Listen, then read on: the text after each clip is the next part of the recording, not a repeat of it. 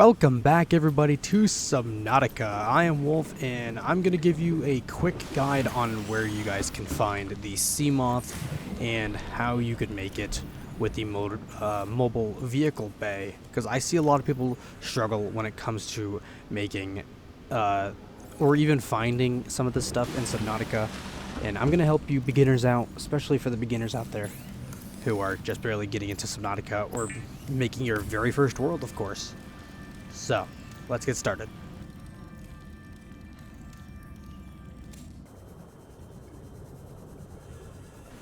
Okay, so a great place to start off is, first off, by now you should have repaired your life pod and the radio, and you would have gotten a distress signal for life pod 17, which was surrounded by cave systems and was under attack.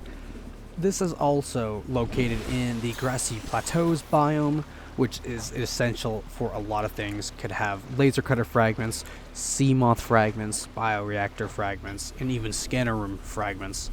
We'll go over those another time, but for today, we're going over the Seamoth stuff. But for right now, you want to make your way over to the grassy plateaus and head over to Life Pod 17. There is a Seamoth fragment right next to Life Pod 17, which you can go ahead and scan. Now, at this time, you should be able to see a wreck just to the right of you after you scavenge stuff from Life Pod 17, and this wreck can also contain some Seamoth fragments. Usually sometimes contain one or two. In this case, at this time, I could see one right now here. As you guys can see, there's one here. And just as I was about to go up for air, I managed to spot a second Seamoth fragment.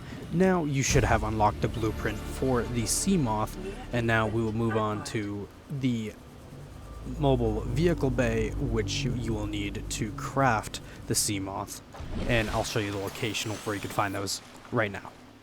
Now, you want to start heading back to the safe shallows area, which is basically your spawn, where your life pod is, and you want to look for the creepvine area again. And as you can see here, we have you can see these crates, and these crates can contain fragments of either sea glide fragments or even mobile vehicle bay fragments, and that's exactly what we need.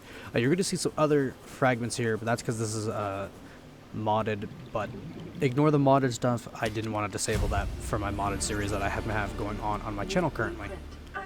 So once you got those scanned, you could just look around here in the creepvine area.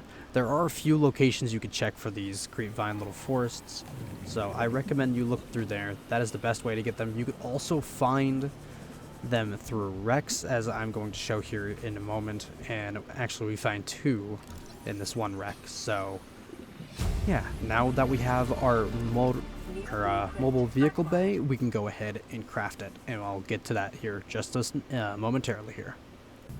As you can see, I gathered the materials, and the materials you're going to need for the mobile vehicle bay is titanium ingots, a power cell, and some lubricant, and those are all pretty easy to get. They're straightforward to create. Next, you're going to want to go ahead and be outside of your life pod for this.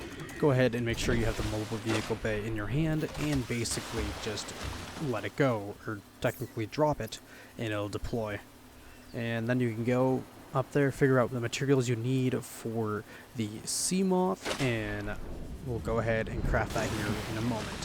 Now that we've gathered our materials, the materials you're going to need are 1 titanium ingot, lead, 2 glass, power cell, and lubricant. You only need 1 power cell for this. So yeah, you'll need to if you're planning ahead, make sure you make 2 power cells if you're planning ahead, so you don't have to go exploring like I did for like another 20 minutes trying to get all this stuff, because copper is like not fun to find. And yeah, there we go. You basically have crafted your Seamoth, and you can now explore the rest of planet 4546b in your Seamoth, which you can get upgrades for and stuff like that. And yeah, that's gonna be it. I hope you all have enjoyed this tutorial on how you can find and craft the Seamoth, and I hope you all enjoyed. I'm Wolf. Maybe you can consider subscribing. It'll help me out and make the channel a bit better. Anyways, hope you all have enjoyed. I'm Wolf, and I'll see you later. Bye, guys.